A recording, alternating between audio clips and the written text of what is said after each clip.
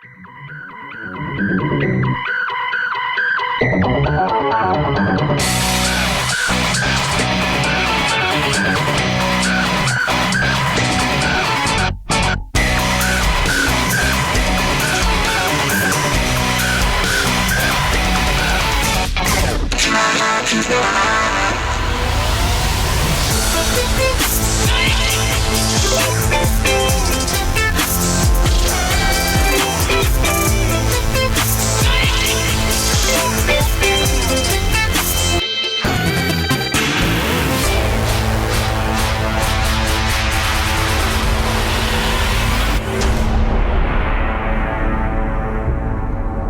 listening to the Career Musician Podcast with creator and host, Nomad.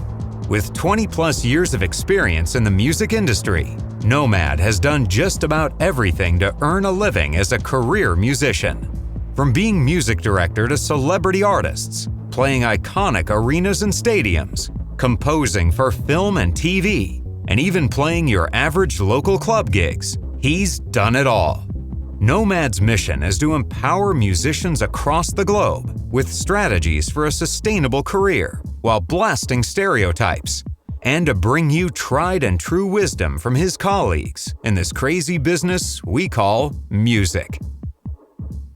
Welcome to another episode of the Career Musician Podcast. Today, I have a dear friend / mentor who knows his way around the touring, mixing sound, lights, production, audio, monitors, staging, setting up, theater, you name it, this man knows it. Picture it. Early 1970s, your boss at the local sound company in which you work tells you have a phone call. On the other line is Mr. Johnny Cash, and he says, I want you to come and do lights for me. So Johnny and your boss sit there and cut a deal for you to go out on your first big tour with none other than Johnny Cash. That's right, and that's just to name one. Then we're talking John Denver and Paul Simon, and the list of legends go on. This is Mr. Mac McDonnell, or as I so lovingly refer to him as Uncle Mac. Welcome to the Career Musician. When I say Mac, Uncle Mac, because oftentimes I use that interchangeably, and you're always in some permutation. You're always going to be Uncle Mac, You're always going to be Mikey. I can't help myself. Right. But Nomad is cool because it works. It's perfect because we're freaking nomad, right? But we're nomads. We live all over the place. Yeah, exactly. And on that note, we are going to welcome Uncle Mac to the Career Musician Podcast officially. I'm so glad to have you on the show, man. What a perfect segue. That's hysterical. And thank you for having me. I love this. And not being a musician, I found it interesting that you would invite me on your show. Well, let me address that head on. Correction, you are a musician. It's just your instrument is different. Okay. So, obviously we understand the context of being a musician, applying, your appendages of some sort to play a musical instrument. Well, you use your appendages to mix knobs and faders. You're still playing a musical instrument. One would argue, even in the grander sense, because you're taking the whole collection of the instruments and, quote unquote, playing them again through EQ and compression and these things. So right. I do believe that engineers are musicians. Well, yeah, and I will say one thing that, that separates a lot of us, and this isn't, just ego speaking, but a lot of us in my world either started off as a player or started off wrapping cable and humping gear and don't know anything about playing. And that right there, to me, separates a knob twiddler from a mixer. Does that make sense? That makes great sense. Yeah. Going, well, it's like if I do this at this frequency and add this and that and whatever, it's like, dude, listen to music. Just mix it. Mix the show, mix the music. It's there's a whole lot of that going in there. And my grandmother was a piano teacher. And so my father, and she lived right down the street from us in this little bitty town in Nebraska. So she was a piano teacher. And so there was music in the household always. My father sang, his brothers and sisters sang. And so then I started taking piano lessons in 3rd grade. And in 5th grade, I started playing trumpet. And so I had piano and trumpet going for me. And I played trumpet all the way through college, and continued to play piano. And as you know, my hands don't work anymore, so I don't play either one of them. But it's still the simple fact that A, I do read music, and B, I understand and speak music fluently, the language of that. So I know when to come in and to actually work with the dynamics and whatever. And again, that's just, 2 different ways of looking at it. So may be able to, the other side of that coin, can do some spectacular, technical things to the signal to where it's like, oh dear God, how did you do that? Right. But then it's like, well, that's the only instrument I hear, is that snare drum or that kick drum or that bass guitar or whatever, and the music doesn't flow. So shame on you for saying you're not a musician. You are. No, I never. So I mean, but for enlightening me, yeah. But in the truest sense of the existentialism of music, right? So we're zooming way out. We're saying, look, I don't care whether you actually have some hours logged on actual instruments, trumpet, piano, like you mentioned, or if you just have hours logged as an audio technician with the biggest ears in the biz, Right. I think it's all encompassing. I agree with you that there is, the person who just knows how to wrap cables and evolved into a knob twiddler, but still they have to have some deep understanding of music and how the instruments work. And, so look, I'm going to have a lighting director on the show. I'm going to have a tour manager on the show. I've already had tour managers on the show. So the career musician, as it encompasses everybody in the industry, because let's face it, you're one of the guys who taught me this. You better damn well treat the janitorial staff just as nicely as you treat the artist you're working for. You treat everybody in the friggin' building with the same courtesy and respect. Right? That's huge. That is huge. And you know what? I got to say that, my entire career, there's only been a few people that I just like, oh man, get me off of this tour. I can't stand it. I can't take it. And if you talk to me like that again, I will make you sound like, well, whatever. You can curse, man. You can curse. It's fine. You like that. Yeah. There's a little thing that I can twist up here and your voice is up octave, whatever. But it's, it just, the complete, and of course, and that goes both directions, if you don't respect. But let me say this, and I'm not, dogging people that don't have musical experience. I mean, that's not, that's crazy. Of course. You have to be technical. I mean, I have to know how all this stuff works. But if you don't have a passion for what you're doing, do not do it. And that's one of the things that a lot of my friends that don't read music, that have not played whatever, their passion for the music is absolutely unsurpassed. I mean, even to the point of where it's like, will you stop talking about music? I'm a little over it, But that it literally that, and that's what it comes down to. And that doesn't make any difference. I mean, think of how many spectacular musicians that we know and that we've worked with that don't read music. Oh, absolutely. I say that all the time. Absolutely. Yeah, and it's crazy. So get off your freaking high horse, put your snuff in your back pocket, and move on. That's right. That's right. Well, let me just say this again. To start, I feel like it's important for the audience, the listening audience, to understand that, so Mac and I go way back. Like I said, you are responsible for teaching me a lot about how to conduct myself, especially on the road, because we met, Mac was the production manager. Well, first of all, hats off. You were the production manager, the front of house engineer, the tour manager, and the stage tech, and the backline tech. You wore 4 hats, okay? And what? And lighting guy. Oh, and lighting director. That's right. So you wore 5 hats for, Kirk Whalum, who's the great jazz, gospel, R&B, blues sax player that we worked for. So that's when I met you. And I did 8 years in that camp. And this was at my very early 20s, I would say early to mid 20s into my early 30s. And if it wasn't for those 8 years, I would not be as well equipped as I am today. And one of the main things, there's two types of teachers. There's the silent type that you learn from them just by watching because they don't really talk much, right? And that was Kirk. Kirk wasn't a big talker, but I learned so much from him because just by watching what he did and how he interacted with everybody and everything. As did I. Right. Right. Now, you and I were different because we're both talkers. So we'd always be chatting it up, and you would always give me this enlightening advice, and I'd be like, well, damn, I never thought of it about that. Number one. But number two, you took it a step further. You reprimanded me when I needed to be reprimanded.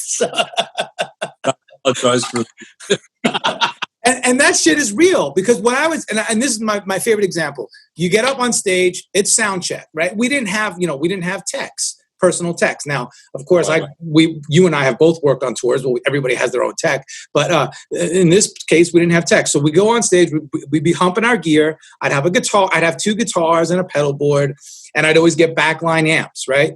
And I remember there was like a couple times where I bitched about the backline. Oh man, they gave me this piece of shit. Why didn't they give me the XYZ? I requested hey Mac, on the rider, I tell you to get me. And you're like, Mikey, come here, let me tell you something. Yeah. I mean, so that's just one example. Yeah. And it's, and I look back at one time I made a promoter cry. And she was a lovely lady, but we walked into this venue in Detroit, and the back line was all from the band that had played there the night before, because there was a keyboard, there was a drum kit, there was a bass amp, and there was a guitar amp. Yeah. But it was right out of the Mattel catalog, if you will. Yeah. That stuff. And I had, I've got good friends in Detroit that always do my back line and do my audio, whatever. And she called them and canceled and said, we'll just use the band stuff. And I looked at her, and I didn't know what to do. I didn't know what to say. I said, where's my gear? Well, here it is. And I went, no, that's not our gear. That's not what we ordered, because, whatever. And I looked at her and I said, do you think I'd do this for my health? And she went, and it's like, oh, dear God, what have I done? And Kirk took me aside. And he said, listen, God has cursed some people with alcoholism, with drug addiction, with gambling, and he cursed you with a lack of patience, and I suggest you get some now. And it's like, yes, sir. And, wow. And that right there, life lesson, just take a breath, step back, and fix it. It's, God damn, man, it's not the end of the world. I was going to say, at the end of the day, we're not surgeons. We're not saving people's lives here. No. Yeah. And I likened it to, I had a drummer one time that little twisty, actually always twisty, and would complain or whatever. And so one afternoon, I just was casually going around, setting up the mics on the kit and up there tuning him, and he goes, this is crap, this is stuff, these heads are the worst, and blah, blah, blah, this other thing. And I said, hey, what was the first drum kit you got for Christmas as a kid? He goes, oh man, it was pretty wild. And so he went on and described it. And I said, was that probably the happiest day of your life? He said, you don't believe it. It started my career. And said, okay, from here on out, that's the drum kit you get every single show. So you can bring back that happy memory of having a drum kit for the first time. All right? That's a great exercise. That is great. Yeah. And he's like, oh, yeah, well, I'm sorry. I apologize, whatever. Never bitched a day after that, Right. That's brilliant. And it's the psychology of being in this business is pretty frightening sometimes. Well, you said the P word, the psychology of it. All right, so now we set the stage. That's how you and I met. I just wanted everybody to understand that. So I'm going to get to some questions that I want to ask you, and I want people to hear. You kind of give us a little bit about your inspiration for music. Your mom being a piano teacher, and like you said, you played trumpet. Oh, your grandma. Okay. Yeah. And then you played trumpet through high school. Was that basically your inspiration, or was there a moment or, a band or an artist where you heard and you were like, oh my God, I have to do that, Well, again, being 2 years younger than God, we had the the Ed Sullivan Show always had fabulous musicians on there. Right. Great musicians. And my father had a voice. He had, swear to God, no falsetto, a beautiful baritone into an Irish tenor. And it was not a falsetto. He had that couple octave range where he could go there.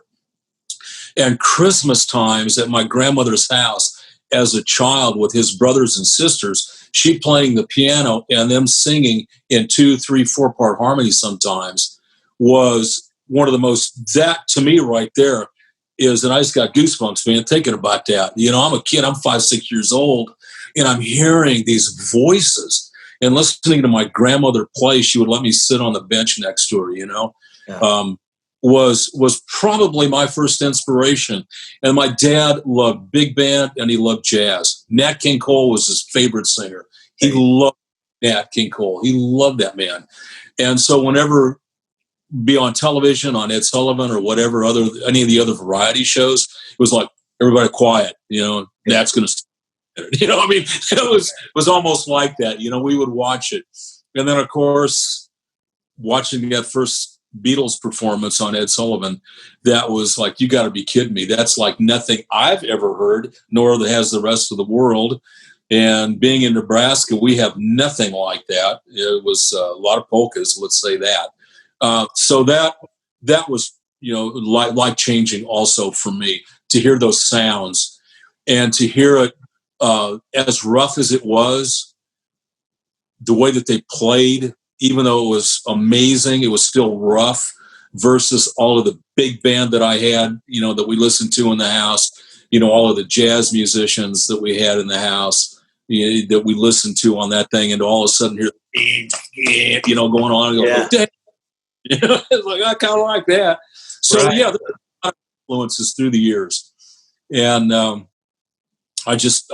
really, I don't know. It's kind of crazy. And here's what's whack, is that when I got into college, as much as I loved playing, and as much as I wanted to do it, I wasn't a music major. And I had really no interest in doing it other than as a release. And I wound up being a freaking theater major. And so my degree is basically lighting design. And of course, when you light people, you go, wow, they just turn real yellow and ugly. So I had to learn about makeup and matching color. When you put a light on a person, the temperature of the light versus that, and also the costume color. So lighting design and with an emphasis on makeup design also. Graduated from college, sound company in Kearney, Nebraska, by the name of Stanel Sound Limited, was there. And at that time, they were one of the 3 largest in the world in Nebraska. The other was Shoko in Dallas. Littis, Pennsylvania, had Clare Brothers, and Stan Miller was in Kearney, Nebraska. And so I was on my way to New York, wanted to sell. I wanted to go to New York to get my my union membership in the lighting design union. And so I wanted to live. They had a friend that lived there already. Wanted to get there without having to get a job, on that kind of thing. So I wanted to save up enough money so I could live and pay rent, whatever. And so I wound up selling organs and demonstrating organs in a mall. And one of the guys that I had that was 2 years ahead of me walked through and was doing something in the mall, and he walked by, hey, how you doing? Wow. I said, you still work for Stanley? He goes, yeah, get me the hell out of here. And it's like, is he hiring? And I said, yeah, a couple of guys moved to LA. I went into the back room, got on the phone, called their office. I was in another town 60 miles away, and said, well, yes, Stan's in town and he'll see you today at 4:00. It was 2 p.m. And so I looked at my boss, goes, yeah, I got the flu. I got to go. And so I absolutely blasted out of there. And that was on a Friday afternoon. And I left for my first tour Monday morning. he gave me a shot, a 2-month tour on that thing. And, dude, that's incredible. So okay, so all here it comes full circle, and I'm back in music again. You know. Okay, but I need to really, take that apart a little bit and focus, because that's tenacity, that's being proactive, that's ambition, all of these things. You're saying, you know what, I'm not going to wait. I'm just going to grab the bull by the horns. I'm going to jump. You make the phone call. You're there 2 hours later. 2 days later, you're on your first tour. Yeah. I mean, come on. And that's what it takes to be in this business. You have to be willing to jump at the flick of a switch, man. And you know what else? Here's the thing about that interview, and I will never forget this ever as long as I live. I waited 2 hours. He finally got to see me at 6. I knew who he was, because I used to light all the concerts, and they came through the college, and they did the audio, of course. So I'd known Stan for a long time, but I didn't truly understand who this man was. Right. And I'm sitting, it's just like, I'm insulted, I'm kind of, and it's like, just breathe, just breathe, whatever. It's like, all right, Stan, I'll see you now. Come on in.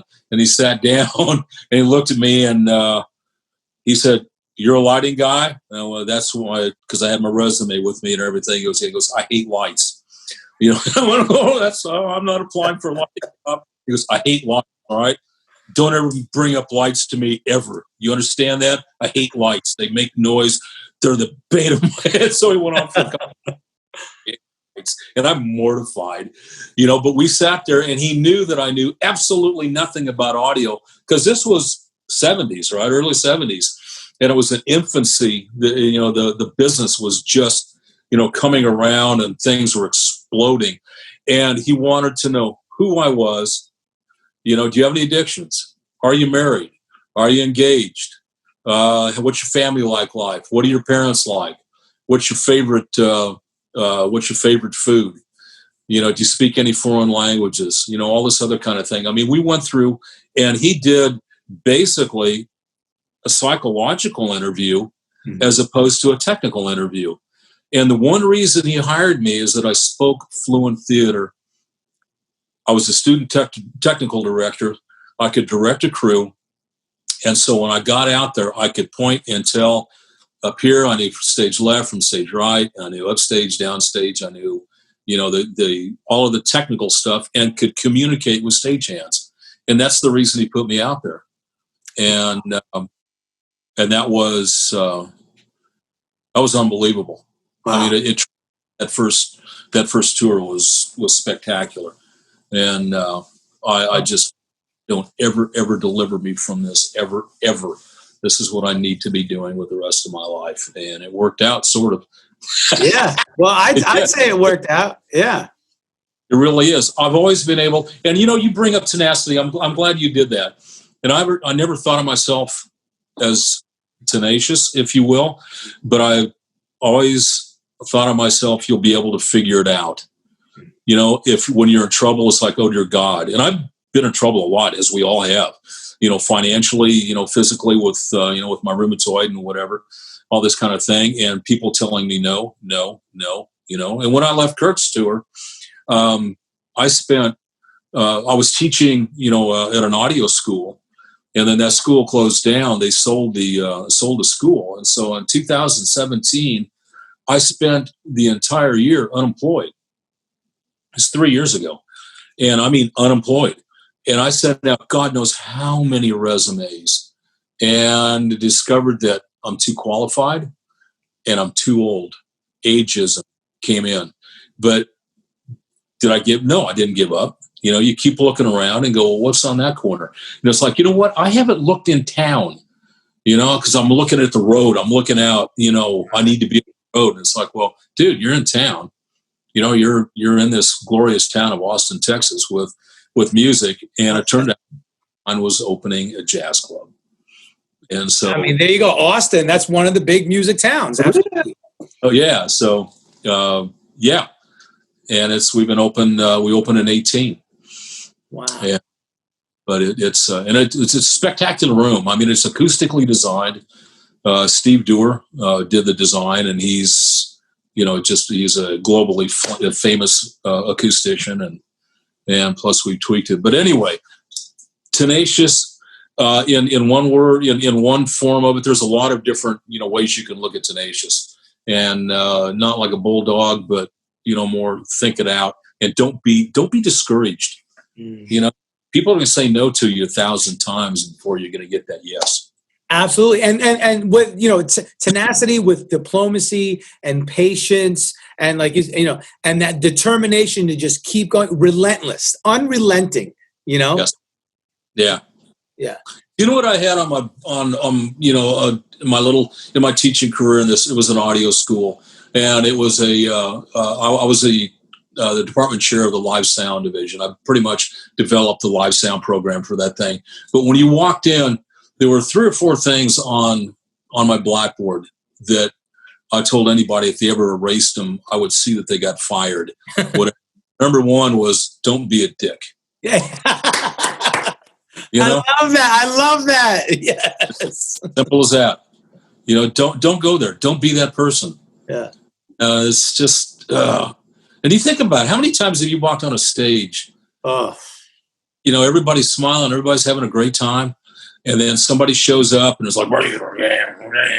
Then all of a sudden, everybody goes south and it becomes quiet. Nobody's happy. The to sound check is a nightmare, and it's hell for everyone. Well, now I'm gonna tell on myself here. I'm guilty of being that guy from time to time who walks on the stage. But there's let me quantify this. There's a fine line.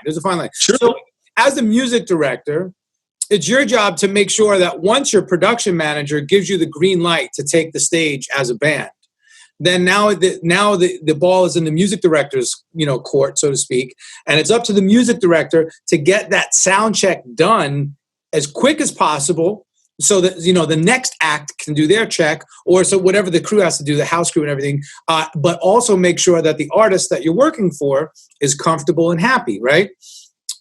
So you, as the music director, you have to have a really good relationship with the production manager, the front of house, the monitor. You have to have a really good relationship with the entire crew to make sure that you guys work together seamlessly, right?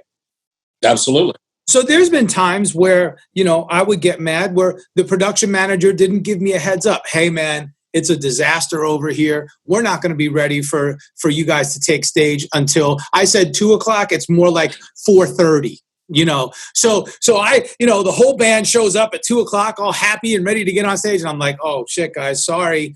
They're not gonna be ready for another 2 hours or so, and the whole, so how many times have I gotten into it with a production manager or a stage manager or a front, whatever. And it happens. Look, when we say don't be a dick, we mean don't take that on and, how would you say, just don't do it. Adopt that persona. Don't adopt that persona, right? Yeah. It doesn't mean that you can't engage and interact with people, and if you have to get a little forceful or strict, then you have to do it. But right, there's a time and place, and And there's a lot of times you just have absolutely no control over any of it. As being the production guy, where I walk in, and my stage in my rider, it said stage needs to be wired, backline in place according to stage plot, blah, blah, blah, monitors, type of thing. Don't ring them out. I'll do it, all what have you, or whatever my position on that particular tour might be. Right. But all of a sudden you walk in and there's nothing on stage. And you with me witnessed that more times than once. It just, do you remember that show in South Africa? Which one? It was the one up north. Were you on that particular tour? I did two South Africa tours with Kirk. Where we walked into the Opera House, it was spring day, and it was like a 10-hour drive from Johannesburg up through the mountains into this town. And we go in and we're playing this spectacular, beautiful, beautiful room, but it's in the middle of nowhere. And they had to take two old consoles and tie them together. And they didn't have enough mic cable for the whatever. And, John Santos was on that. Yeah. And his songs, none of them matched. And, and and John was, it was a wow. And McCurley was playing drums, and he's like, okay, cool. Yeah. I was there. Yeah. Spectacular. It was just one of those days. We started the show. We had to let the audience in because it was a zillion degrees. It was spring day heading into summer, right? Everybody wore red. And so we got everybody in there, and I sat back and I took a breath because the crew was working way above and beyond their technical skill set. They had never done a show as big as ours on that particular one. And so we were having fun, if you will, and, just upping them along and doing whatever. And it's like, guys, go away and do whatever. And they come back, the band, you guys come back, and we're still missing probably 16 channels, stuff that we're trying to, just doing this kind of beating on a snake and on the back of the board and God knows what else. And so Kirk starts off just playing his horn, and a whole lot. 1,000 people came down. Do you remember that? Yes. Was absolutely. I just looked at him and went, boom, thank you, boss. Because it's innate ability within that man to be able to calm and deliver. Absolutely. So we got that thing going, and I had 5, and I was kind of in the middle. And I had about 5 or 6 women on this side and 4 or 5 women on this side, all dressed in red, and they danced the entire show. And they would grab me and they would pick me up, and we're doing, and it was just, I had the best time of my life on that horrendously miserable technical day. But that's what it's about. Exactly. Yeah. Exactly. Oh my God, it was nuts. Yeah, that's the encapsulation of what music is, because it doesn't matter what the circumstances dictate. The music should just take everybody's spirits to a whole nother level. Yeah. Oh man, and the other thing was that we were under a curfew because that town had a curfew, and everyone had to be home by 10 o'clock or 11 o'clock or something like that. Yeah. And so we had to, it's like, we're doing 12-minute show here, yeah, thank you, good night, So we were, so aware of that. And, but anyway. I think that's the tour that I went. I wonder if that's the tour that I went on safari, and I was holding snakes and petting snakes and all that. I have some old pictures of that. But yeah, anyway, we had such a good time.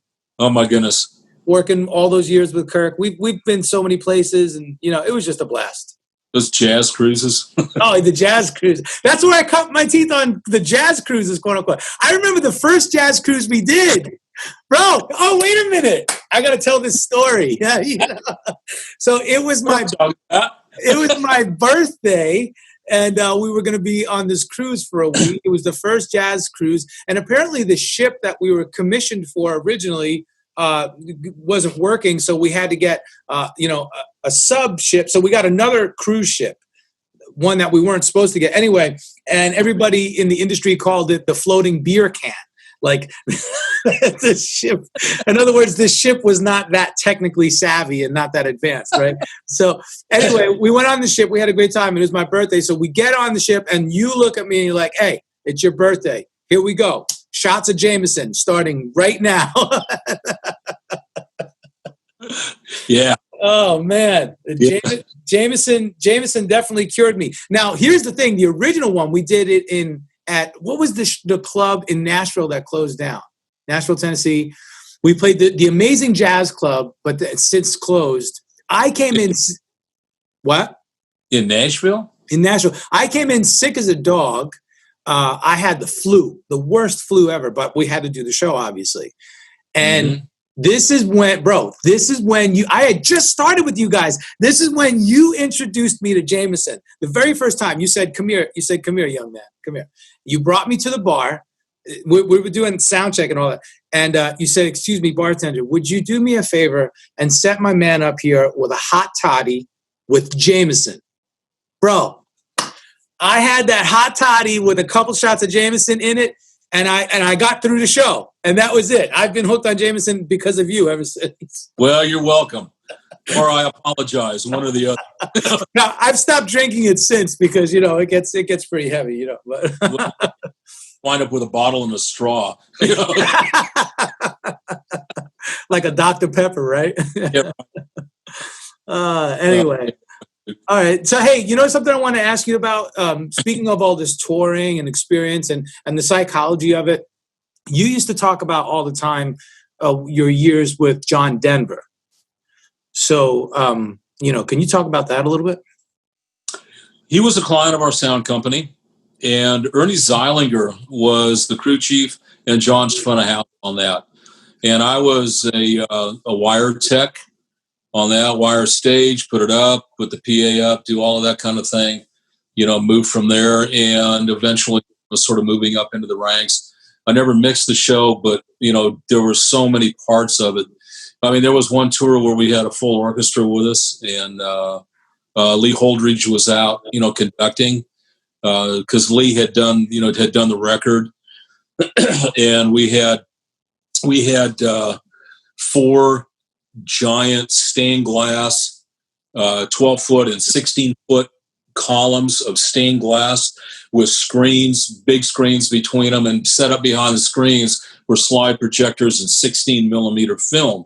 So it was a huge show that we were doing on that thing, big with the, with every city, Lee would bring in an orchestra, and that thing to watch that whole thing come together. I mean, I'd been with the company for a bit, so I knew my job and I knew what to do, and I need to do it now, because Ernie was depending upon it, because Ernie would fly the rig, as all front of house, crew chiefs, whatever, you fly it because that's where you want it and whatever. So we would help him do that, but I would also help with, kind of guide load in, put it here, put it there, do this, unpack things, get it ready, put stuff in line so Ernie could get it flown.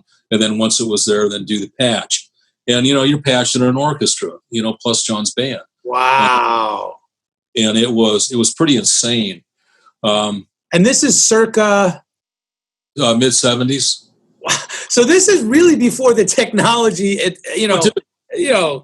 Yeah, it was nuts. Absolutely crazy. Hal Blaine was John's drummer on that thing. Wow.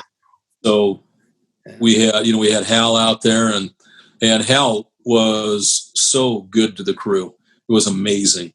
On one run on that thing, we did 46 shows in 42 days. What? And we would do a run, take a day off to get to the next part of the country. We go up into Canada, do 7 days up there, come back down and do what, it was nuts. We wound up in Los Angeles, and Hal had a party out at his house, up in wherever you lived. I can't remember. We were just yakking and, talking about this, that, and the other thing. And it was a pool party and a barbecue, and, it was all catered. It was great. It was a blast. We just, the band, the crew, everybody, we all hung together. There was no separation, so just talking about, the wall of sound, and him, being, the guy, on so much of that music. And he goes, well, come here, I'm going to show you something. So about half a dozen of us walk up into the house, and he takes us back into an office, which is about the size of my living room, about the size of your room there.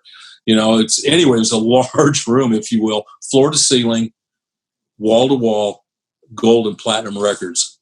Oh my gosh. I looked at that thing, and then, I knew Hal Blaine, it was whatever, but I'm looking at that with, oh God, you played on that record? You were oh man, that's an iconic drum part. You invented that, and so a lot of that came together. But here's the thing about that tour that I absolutely loved is the simple fact that John knew everyone's name.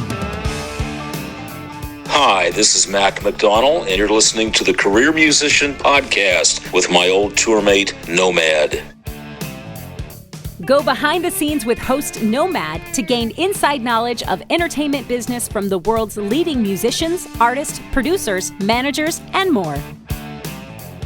Binge previous seasons of the Career Musician Podcast and subscribe for all new episodes. He knew everybody, and he hung out with everybody.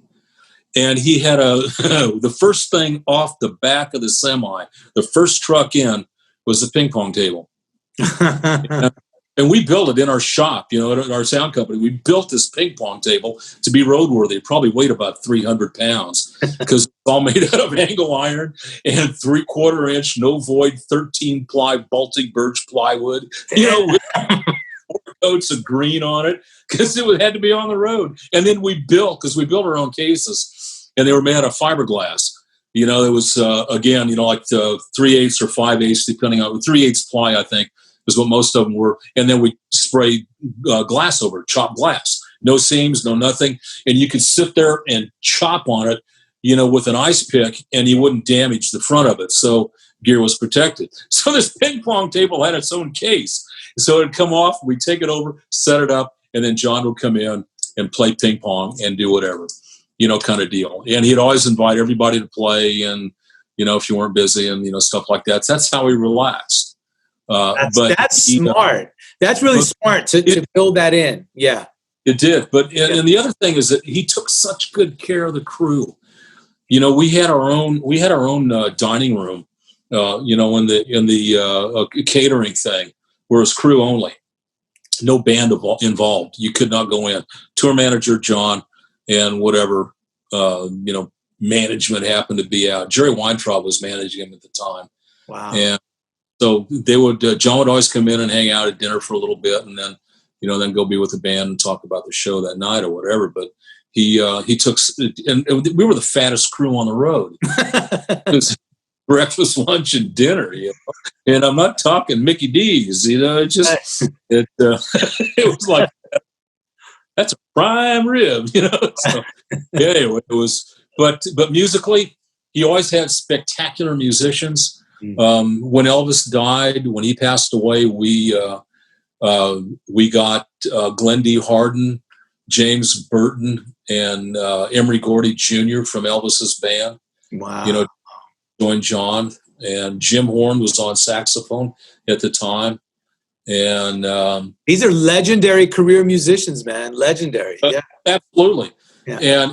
And I cannot explain to you how hard that has hit me these last 4 or 5 years, when a lot of these people are putting out books. A lot of them, we lost Hal, of course, a lot of these people have passed away. And it's like, oh dear God, I toured with him.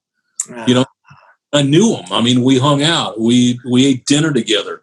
We did things. I got to know these guys. Right. And if you did your job well, you were respected. If you didn't, then you just very, very silently disappeared and were never seen from or heard from again. Right. But yeah, John was, oh man, when he did the song Calypso, we ran footage. We had footage of him and Jacques Cousteau, on that thing. And cause he wrote that song for his Jacques Cousteau's boat, Calypso. Oh, and it's one of those things of where I literally would come from backstage, from my little spot backstage during the show. I would come out and sit with Ernie at the console just to hear him sing that song. And just like, hey, I'm not a singer, but anyway, it was, and the band, and oh my God, it was little things like that, were pretty amazing. Right. It's, I just looked it up. Calypso, a song written by John Denver in 1975 as a tribute to Jacques Cousteau and his research ship, the Calypso. Yeah. The song was featured on Denver's 75 album Wind Song. Yeah. Wow, look at that. So cool, man. So was that like the first real big tour that you did? And was it international or was it just domestic? Oh, yeah, it was global. It was global. My first tour was Johnny Cash. That's the one that I went out on. I left Monday with Cash. That's the 2-month tour you did with Cash? on and off for a while. Wow. John fired his lighting director in the middle of a tour, and he called up Stanley and said, called me up and said, "You be my lighting guy because you know about that stuff." We were back in Kearney at the office, and so I said, "John, I work for Stan. I work for Stan. I love the company. I love Stan. I love all the guys I work with, and everybody." And he said, "Well, let's get Stan on the phone." So those guys pretty much negotiated a deal with me on the phone. And like, "I'm here, guys," and they, and put me back out.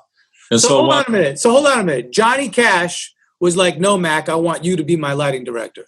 Yeah, because he knew that I knew how to do. That's amazing, bro. Isn't that crazy?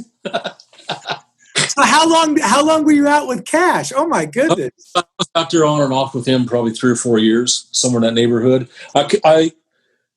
When my rheumatoid kicked up, that pretty much ended a lot of my road stuff because, the doctor said, "You can't lift equipment anymore." And I went, "You don't know what I do for a living, Sparky." And he said, "No, you don't." So it's like, oh man, I'm going to have to think for a living now, and I don't want to be smart, it's hard. And so anyway, so I wound up going out in different positions, on some of these tours. And with John, that was, doing his lighting thing, but unfortunately the account went away in the middle of that. And that's another story. But yeah. What was it like? But the tour I came home from, where I literally, my hands got so bad that I almost couldn't move them, was a Paul Simon tour. Oh. And that was that Still Crazy After All These Years tour. Doing that thing. So if we just, let me just interject real quick. Even if we stop the interview right here, Johnny Cash, Paul Simon, John Denver. I mean, that's such a terrible resume, Mac. Jeez. But you know what? Only for that whole deal. The touring with them. That part, physically being on the road with them, was only about 3-4 years. Yeah. Because of the art, kind of deal. But I stayed with the company for a long time, and and then from there, Stanley. God, man, I will forever love this man. He turns 80 this year. He just turned 80. We still keep in contact. He was my first mentor. I mean, that's big awesome. Professional mentor, and still is today. He's a genius. First guy to fly a PA. First guy to use. He pretty much invented the snake. It's like, why am I putting 16 200-foot XLR connectors together? Don't they make an umbilical? And we can put a thing on the end and another pigtail on the end and then run one line. And it's like, oh, if we do that, then we could put returns, so then we can have monitors. Let's do monitors. How come I get feedback all the time? Well, Alltech just came up with a thing called the third octave equalizer. This type of stuff. So it was Stanley, it was Gene and Roy Clare, Jack Maxon, and 3 or 4 of his partners at Shoko that during this entire time frame invented live sound. All a huge part of it, every one of them, and our industry would not be an industry without those 10 guys, 10, 12, whatever, kind of thing, so that was pretty spectacular. Incredible. Yeah, it really was something else. It was at the very height of it. But Stanley, like I would, get back to that, was like, well, listen, why don't you go in and start designing systems? Sit down, and with our electrical engineer and acoustic designer, and figure out and learn how to design sound systems and do whatever. So I installed everything from high school gymnasiums to courtrooms to touring rigs to God knows what else. Discos, when the disco thing came out. Dude, man, Dan was one of the first guys to use a subwoofer, in the industry, literally. And he designed a sound system for The Wall for Pink Floyd. That thing, it was a wall, literally. It was crazy. And so we had these subwoofers, and when disco came out, we designed a small version of these big giant boxes that we were using that would go on either end of the dance floor. And so you're out there and you get this ooh, ooh, ooh, ooh, with all its going on up above it. And we're putting in these things, and Stan goes, "You're a lighting guy. Start designing disco lights." So, oh God! Wow. Yes, so I'm putting these freaking lightings. Anyway, it was again life experience, man. Don't turn it down and learn from it. That's right. Always say yes. Yeah. Yeah. That's brilliant. I'm say yes. Say that again. Say that again and cut out. 9% of the time, say yes. Right. 99. No, but it's just don't do it. Don't turn it down. Yeah. Because you never know what we learn. Hey, can you do us a favor? So let's say the listeners out there who want to do what you have done and what you do, they want to follow in your footsteps. So a young person wants to, post COVID, wants to learn how to go on tour and be a mix engineer and, and do all this thing. Walk us through a typical day. For those who may not be familiar with it, walk us through a typical day on tour. First of all, what time does your day start? Because I know the answer to this. The day never ends. That's right. That's when it starts. There's no beginning and ending, right? It's a cycle. Exactly. Yeah. Okay, let's do this. Yeah. A-list guys, you're on a tour bus, so again, as we all know, your day never ends because you get on the bus, you fall asleep, you wake up, and you go into the gig, kind of deal. But for the years that after we stopped using tour buses, we started flying all the time. So my day usually would begin about 3 a.m. So I could get up, get me, to start the tour, to the airport because my flights are always at 5:30 to 6:30. And so then once we got out there, then it was everybody, you get out there. So you get up, you get on the airplane. I would get you guys to the hotel, and then I would grab the drummer, and he and I would go over to the venue, and he would get his drums up, get them tuned, get everything going on. I would get the stage set. I would get everything going. This is usually anywhere from noon to 2. Or 2, 2, 3, whatever, something like that. Yeah. Because we usually land around 11, depending on where we're going. And then by the time I get everybody to the hotel and checked in and then get me over there. So I always had my end at 2 o'clock, the band in at 4, type of thing. And so I would hopefully have everything ready for the band when they get in there. And then sound check was usually 4 to 5, 5:30 if there were issues, sometimes 6. And then dinner. And then an 8 o'clock show, usually get over at 10 because we always did, 90 to 2 hour shows.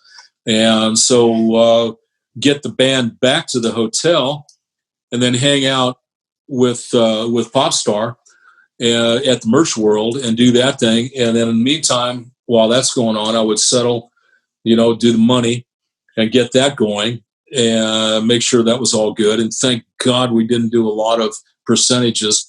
It was like, give me that $50 bazillion now, cashier's check, and I don't want one from your wife's hair salon. You understand me?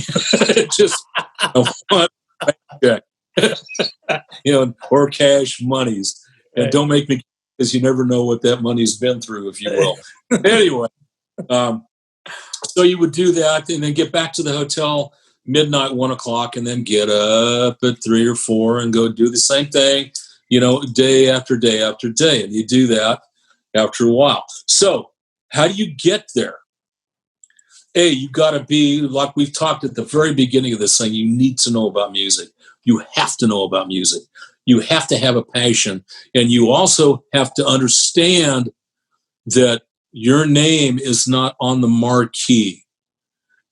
You understand that? They're the pop star, not you.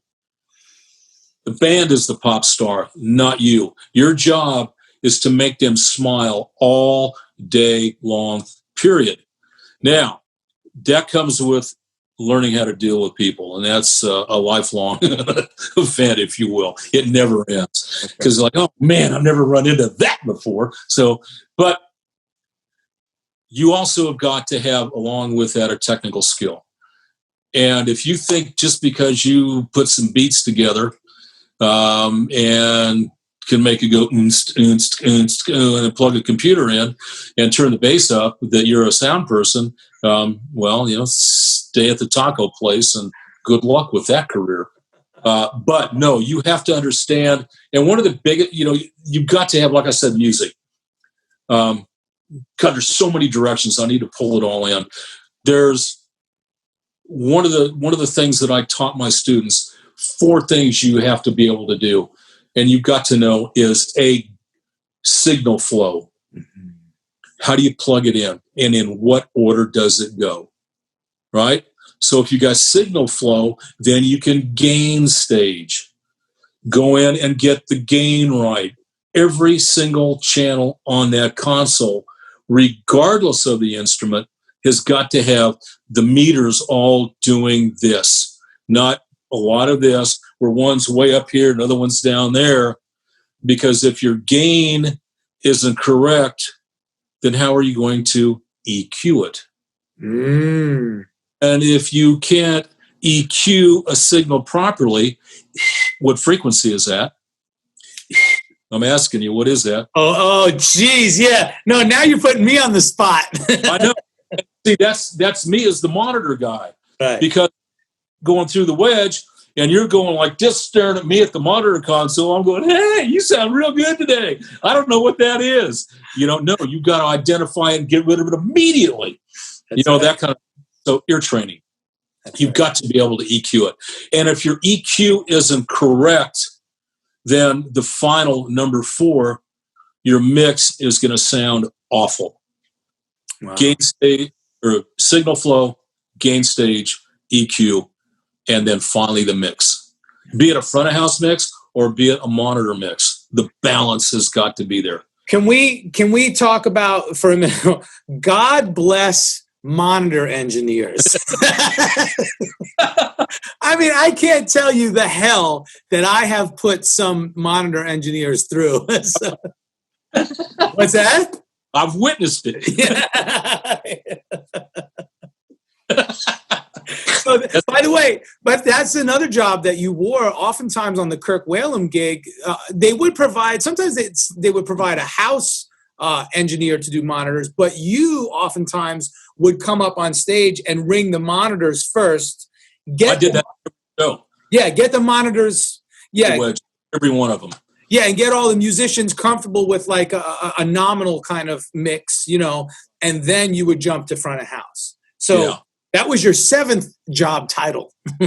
Well, and my sound check usually was first song, because I was more concerned. I knew I could get a mix together within the first song, and again, that comes with experience. That's not ego. It just comes with experience. And if you can't get a mix together in the front first, then stay at the taco shop. But I mean, for the most part, but it's the comfort on stage.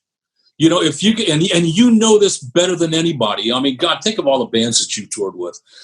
That the day that it is like, oh God, this is great, or the day that you don't notice the sound, all of a sudden the comfort level of the band goes from like, I hate my job to this is why I'm in this biz. And you don't worry about anything because everything sounds the way it's supposed to be. Everything is, and that's the goal that you try to achieve every single show for your band. And I call them my band because they are my band. They're my road family, but these are the guys that, if you're like, I'm like the band's secret service, if you will. I'm the guy that'll take a bullet for you, whether you know it or not. Be from the house crew, or because we didn't carry production, when we were out there, on a lot of stuff. And so I'm depending upon, on local production services. And as we all know, that can be very special sometimes.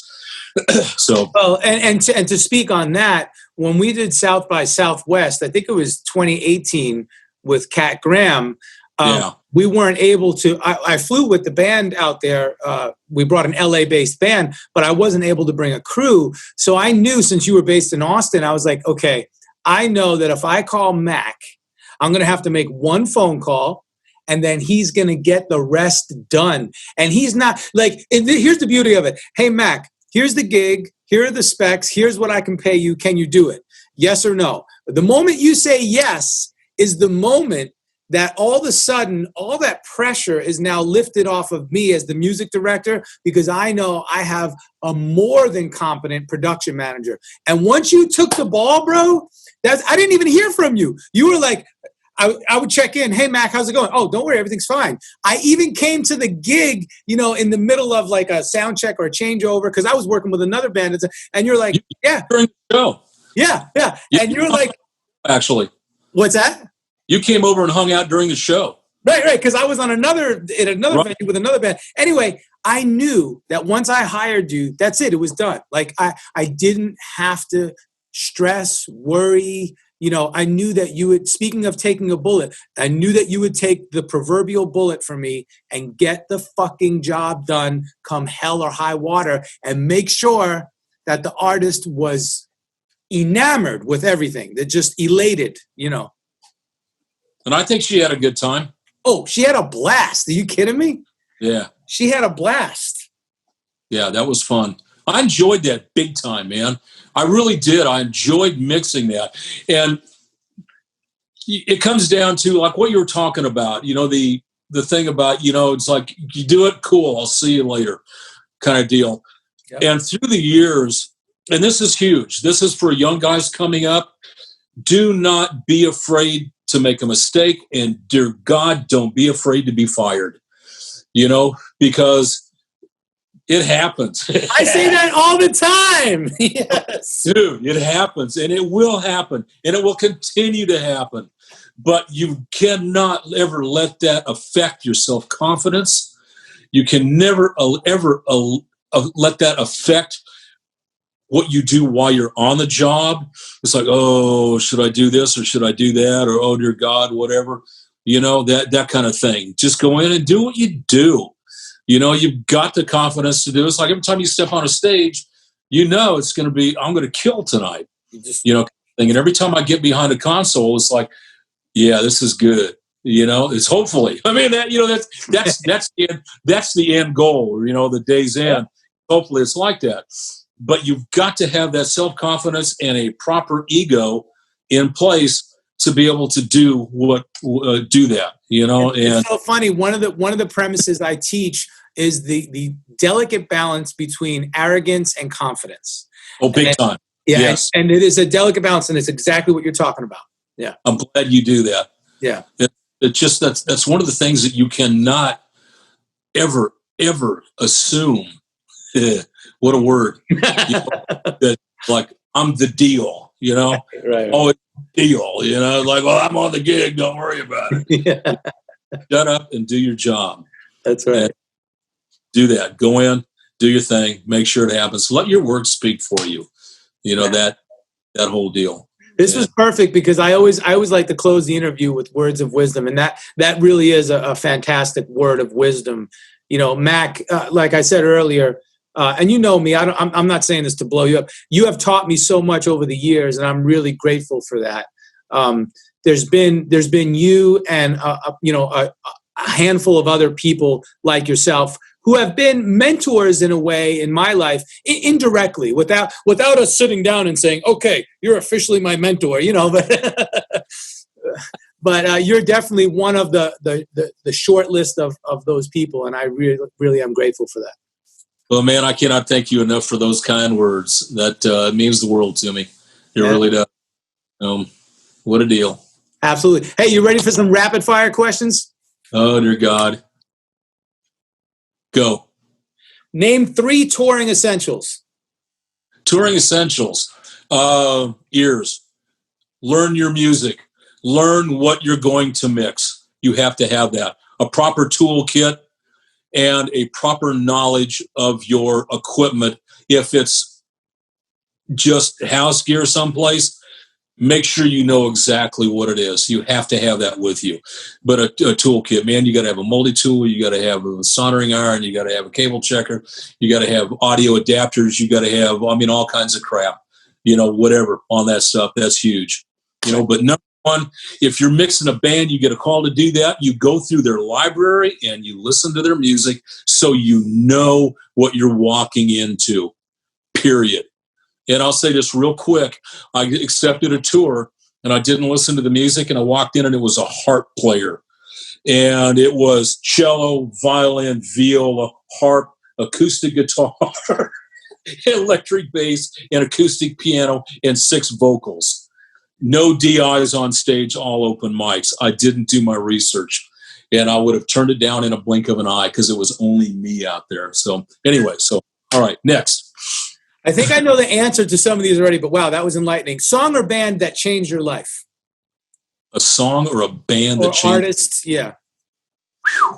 Oh man, that's Catch a Falling Star. Who's that song? by? Falling Star, Bing Crosby. Or Perry Como, sorry. Catch a falling star and put it in your pocket and never let it go away. That thing. And also Harry Belafonte. When I first heard Harry Belafonte as a kid, the Caribbean, the Calypso, the Cuban influence, all of that, it just like exploded. And I wore those records out, drove my parents nuts. So, Love it. What's in your playlist rotation now? To be honest with you, I don't listen to music. What do you listen to? Silence. I love it. All right. If I do listen, it's going to be classical. Yeah. Or what I'm mixing. But I've heard enough music in my lifetime, if you will, is that I don't like to be away from it for a while just to keep, when I do walk in and sit down at a console, it's fresh. I'm not by it. Yeah, that it still stimulates you when you hear it. Yes. Yeah. Good point. But Emily Claire Barlow,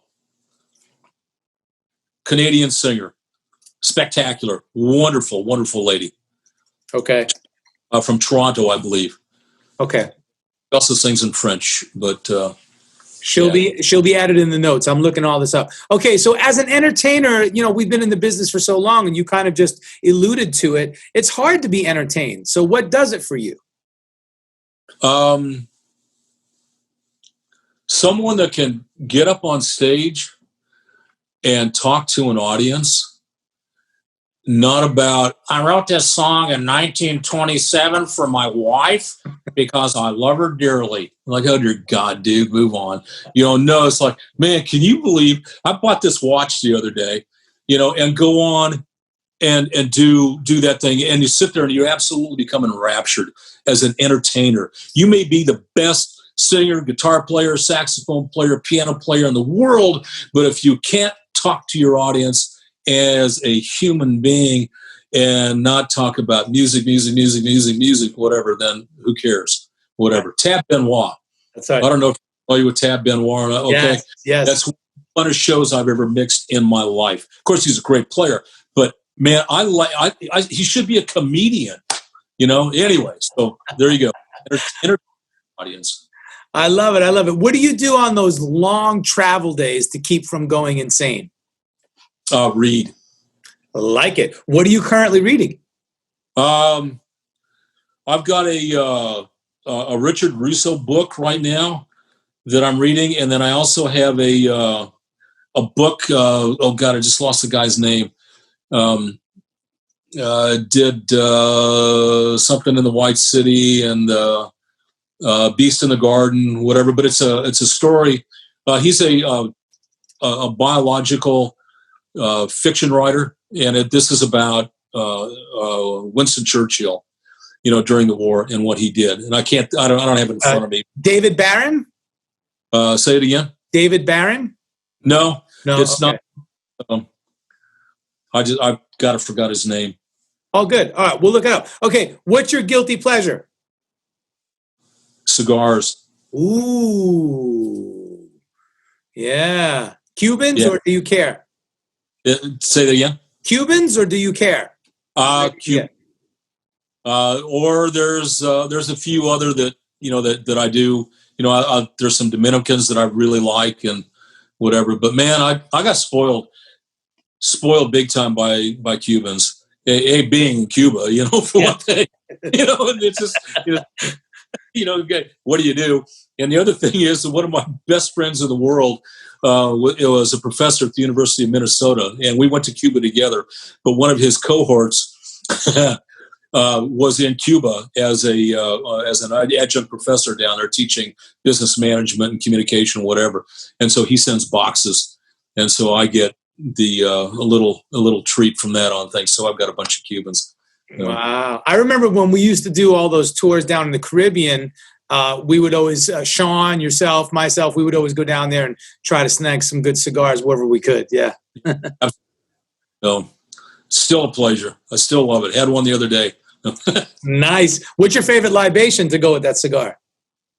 Oh boy, that's going to be hard. I'm going to say probably, here's a plug. I really like Redbreast Irish. Yes. And I really like Connemara Irish, which is an Islay, like Lagavulin single malt, whatever. But I actually like Irish with a cigar better than I do a single malt.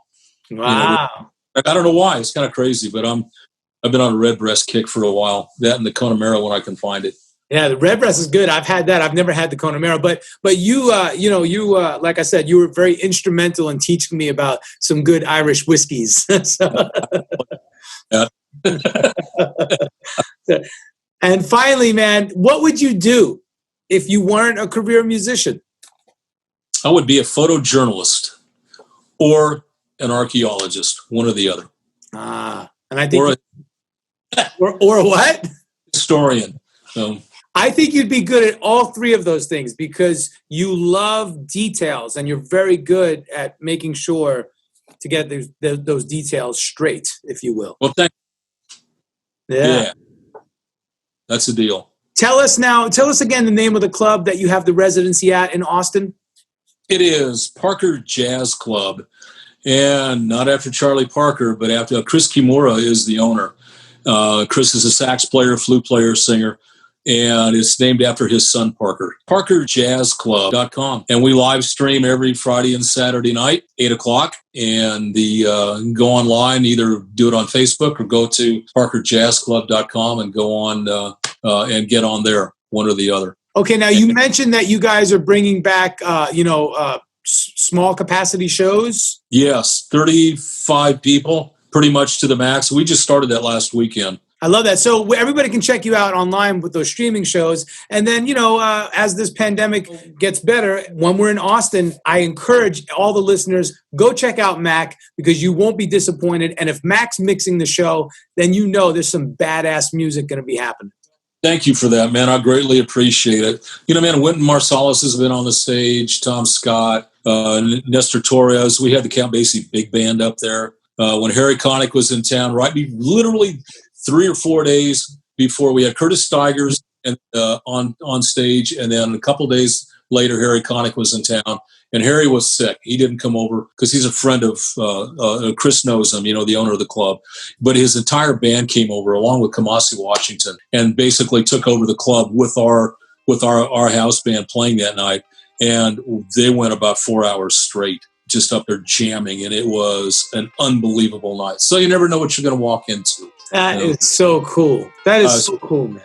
Yeah. All right, Mac, once again, man, I love you, bro. Thank you so much, man. Mikey, you got it, brother.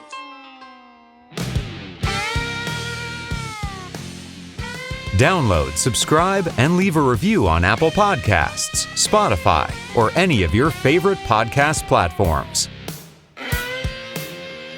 Follow The Career Musician at Facebook, Instagram, and sign up for the Career Musician newsletter at thecareermusician.com.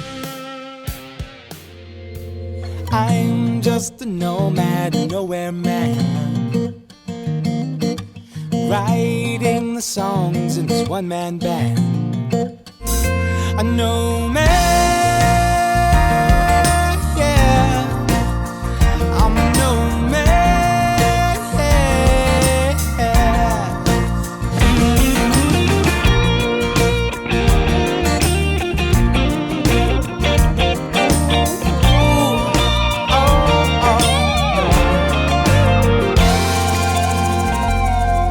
So hush now, darling, you'll be fine.